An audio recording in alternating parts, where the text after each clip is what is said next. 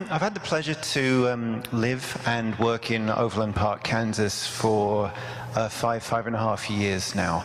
I was actually part of the original team that started in the tower, the Awaken Whole Life Tower, about 3 years ago. And life has taken me on other adventures since then. I have my own practice now in Overland Park, about 20 minutes away. Gosh. The sort of things I've been treating people for recently, let me see, there was, someone had a blood clot, and after one session it moved. She's very happy about that. She bought me a bar of soap. I'm a little bit offended. Let me see, I'm working with someone with leukemia. Her blood platelets rise after treatments like this. Been working with people with fibromyalgia. I work with kids on the spectrum.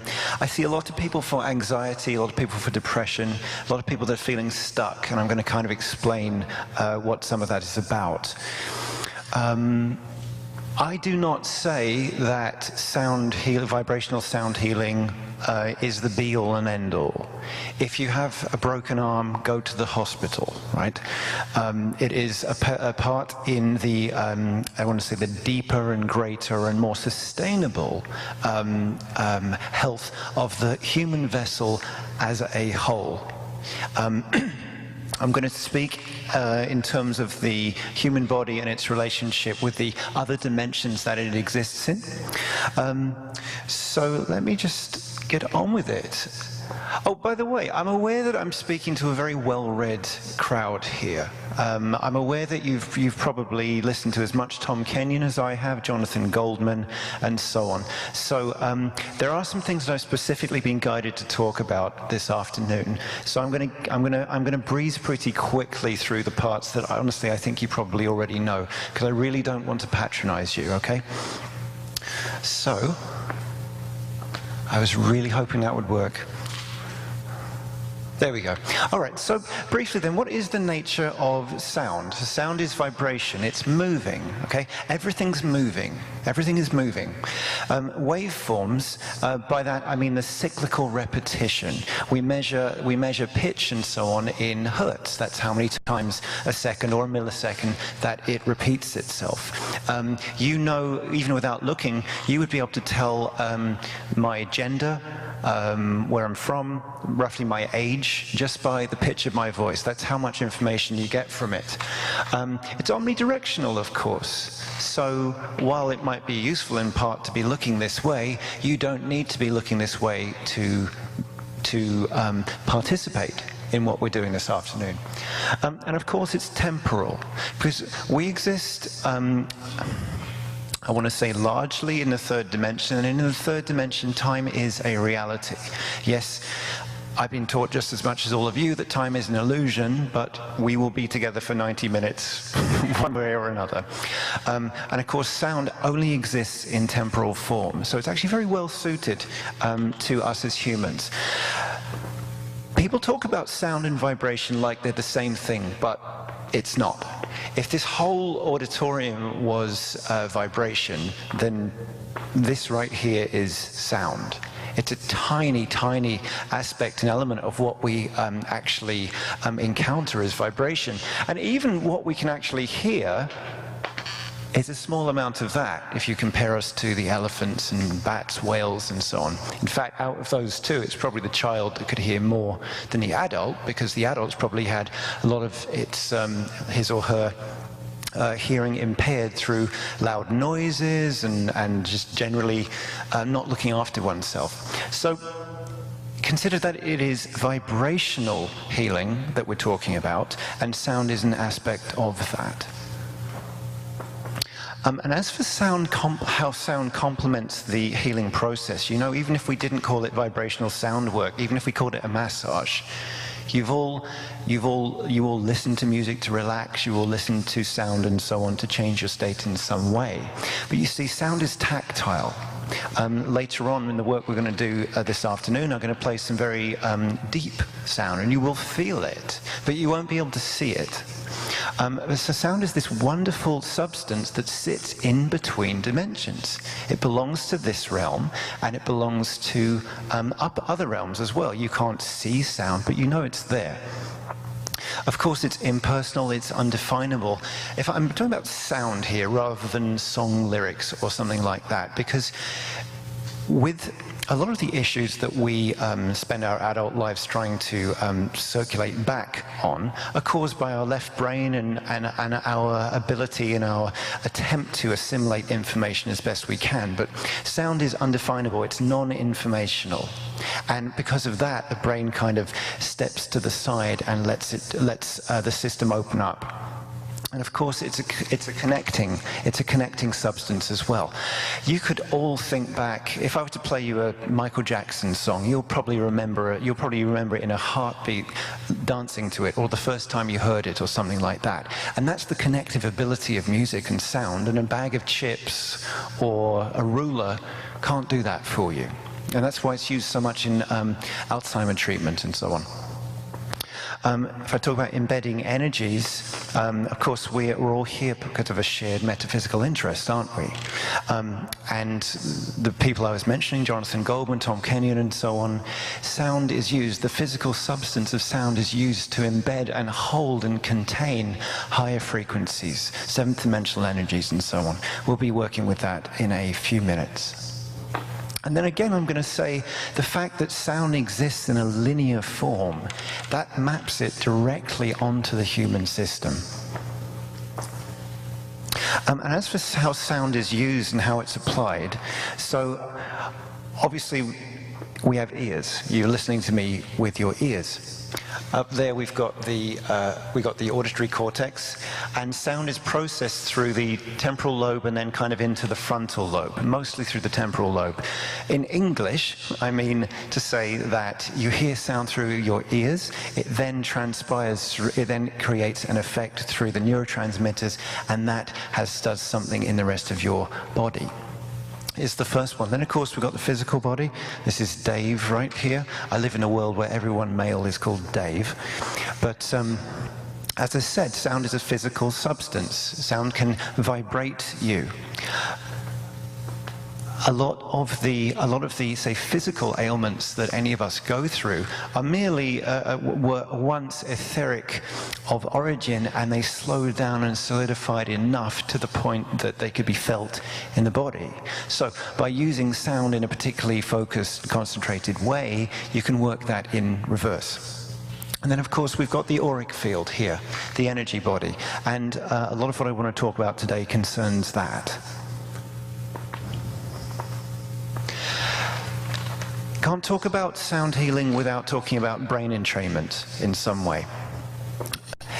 It is very interesting to me how many people know about brain entrainment and how few people actually use it. It's one of those things that's available for everyone. You just need slow music. And what's going on here, so right now we are in beta brainwave. Well, actually, are we? Because you've just had lunch. You might be a little slower than that. But let's just say, for the sake of argument, we're dialoguing backwards and forwards. You're agreeing with what I'm saying, you're disagreeing with what I'm saying. We're in beta up there. Now, after about 5, 6, 7, 8 minutes of listening to relaxing music, you're starting to get into alpha. It's where the good ideas are starting to come in, the right brain is kicking in, and if you were looking for a deep meditative experience, then you're looking to go into theta, and so on. I will come back to this. As for how sound heals, I don't like the word heal or healing or healer. I'm probably not the only person in the room. We'll use the word for the sake of a better word. We'll use it for the sake of communication. The first thing sound is great for is clearing. I use the word clearing synonymously with the word grounding because they are kind of the same thing. When you have a clear body, when you have a clear energy body, you feel grounded. You are here, you are present. You are available to other people, you're available to God and Spirit. So even if that's all one did with sound, you would already be feeling a lot better as a result of it. But of course one can go further. You can go into balancing and harmonizing with a different application of sound and a different application of vibration. In fact, what I'm going to talk about today came about through my observation of what happens during the more delicate, more sensitive harmonization process. And then, of course, we got activating, infusing, and attuning, different things there, yet all happen about the same kind of point. You see, once a body is, when I'm working directly and personally on someone, once a body is cleared and is balanced, a body is available, by which I mean vibrationally available, by which I mean receptive. At that point, spirit and the body are vibrating at a reasonably similar rate, and spirit can access that body and, let's just say, infuse the body with something required, or attune the whole body to something that's required, and so on. But broken down even further, I want to say, first of all, the role of the sound vibrational practitioner is to create a foundation for receptivity. A foundation for receptivity because at that point the body starts to kick into its own healing process. And that's, I think, regardless of the modality we practice, that's a responsibility we have. And then, which is really the subject I want to talk about today, once that's happened, you create a grid, as it were, a grid to facilitate access to higher energies to enter the body.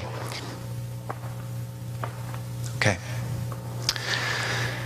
Let me see.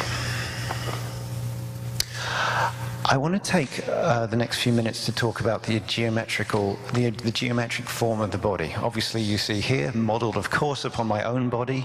I'm joking. Oh, okay, someone's awake. Okay.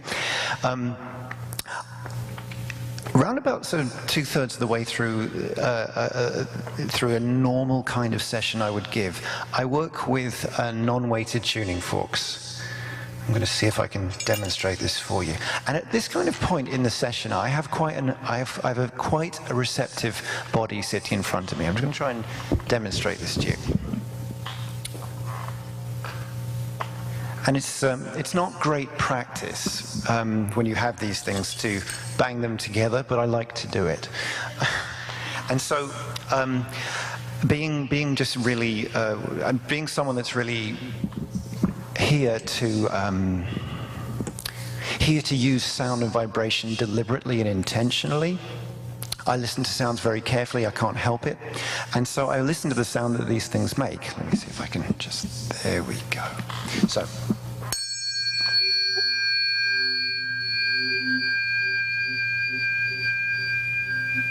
I don't know if this is coming through the speakers there. All right, never mind.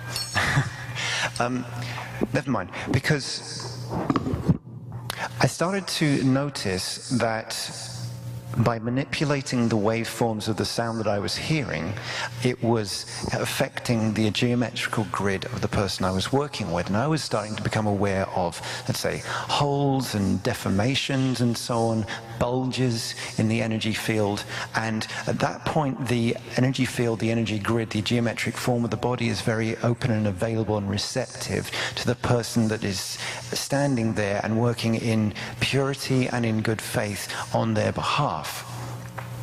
And I want to talk about this. So, this is an image I grabbed off the internet. I'm going to use it as the backdrop for what I'm going to talk about. We have a 6th dimensional version of ourselves. We have this is 3rd dimensional. We have a 6th dimensional, extremely harmonious, beautiful, proportional version of ourselves. We also have a 4th dimensional version of ourselves. I'm not going to get into too much detail about this, but suffice to say, in the 4th dimension, that's where thoughts, that's where emotions, and so on live. That's also where judgments and opinions live. That's also where obligation and guilt and all these sorts of things live as well. That's where misuse of the solar plexus lives as well. But we do exist there, and this, if you excuse the very basic way I'm depicting it, is the 4th dimensional, that's the white circle, and the 6th dimensional versions of ourself in alignment. Okay? So if you imagine yourself after 3 days at the beach, this is what you kind of look like. ideally. And tell me where that beach is, because I never found one. But moving on, this is a depiction of when you are in the field of someone who is dominating your energy. And I think this is very important to talk about. Let's talk about the sort of things that can happen with this. This person over here, you can see the arrows, of course, pointing inwards, as it were. The toroidal field is working backwards. So you've got someone who is taking energy from their surroundings. And this circle here is their greater field. And you've got this person here inside their field. This person here is taking from this person. This person here, on the other hand, has a small and rather weak and constricted energy field. Where is this showing up? Why am I talking about this? You could be with someone that's ill, and you would just start to feel ill around them because of how they're vibrating. Worse than that, you could be around narcissistic people. I really don't like this in society. Narcissistic people will make you feel you are wrong in every single way, and they are right in every single way. But this is not the case. This is just a manipulation of an energy field. And what else? Again, excuse my depiction of it. This is what I kind of sense when I tap into people that are suppressing.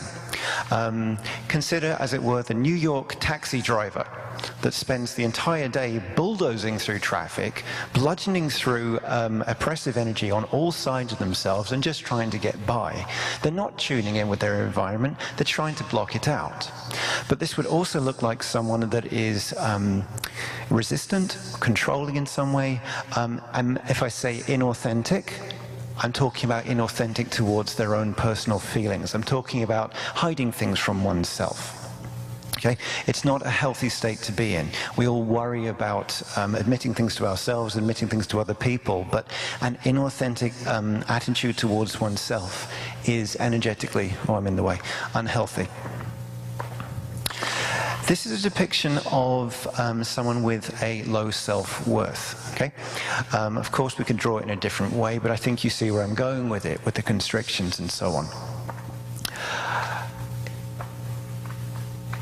The lines are quite thick. I drew it like this way because I envisage a build-up over decades of a residue of obligation and conditioning and so on. We're raised by our parents, they're raised by their parents. The word should, as it were, the word should has followed from generation to generation to generation. I'm raising this because it is not a way one has to live forever. I think if we're aware of the shape that our geometric field is in, we're in a very powerful place. I mean, powerful in the greatest, lightest way. This, then, is the opposite of what I was just talking about with someone dominating another's energy field.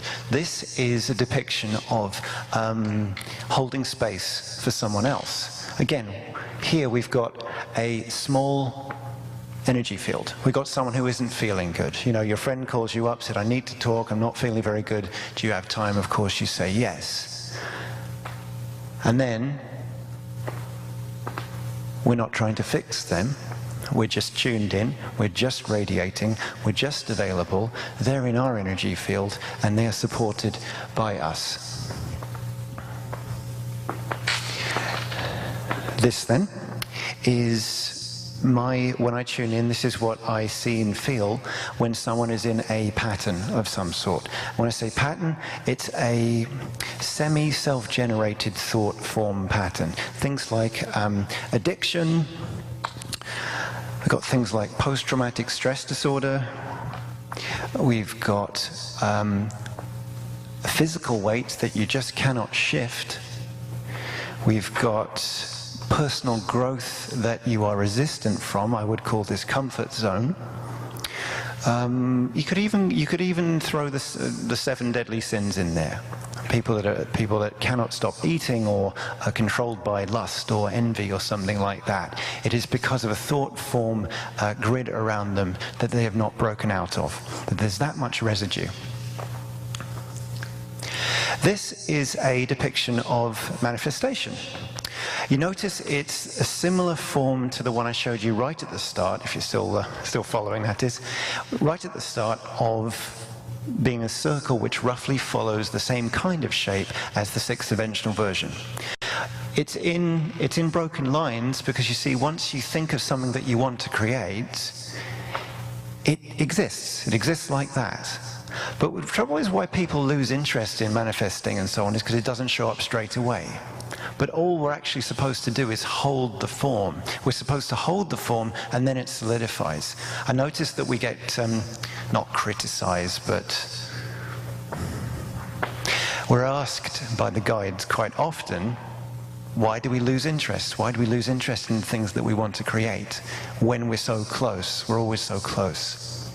So if you can conceive that when there's something you want to create, the energy grid exists. It exists in that moment. You just have to feed it and sustain it and hold it and not disperse it until it shows up.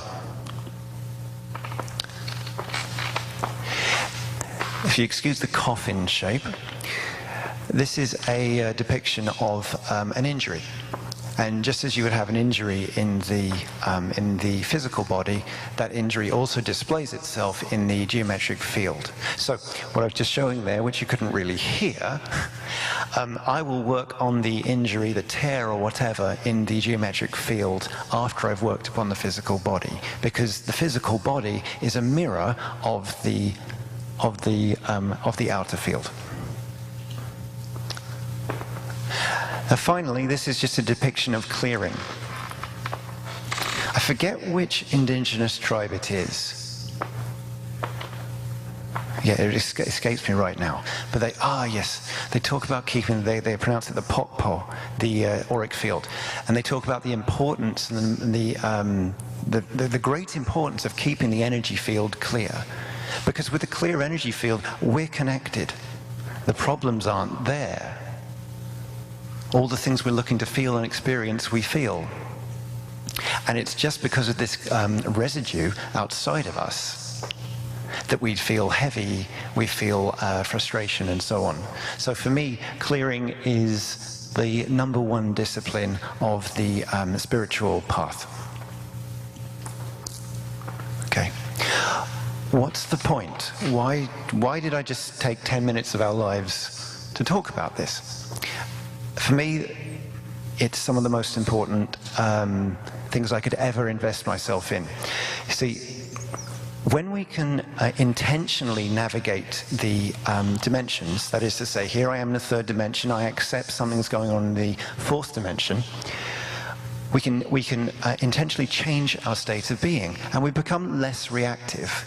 Because it's one thing to say, okay, some density has come into my energy field. My thoughts are going a bit crazy. My mood has swung. There must be a bulge in my energy field somewhere. I'm going to go cleanse it myself, or I'm going to go to someone else to cleanse it. End of story. That's a lot better than saying to oneself, I'm a psychopath. Because you can't do anything with that. Even more importantly than that, an awareness of geometric form, which is not God, by the way, it's just a metaphysical continuation of ourself, but it is vibrational partnership between us and the divine. How many people out there are saying prayers and feeling like the prayers are ignored? Whereas all that we're really being asked to do with prayers is take it a little further and invest of ourselves in them.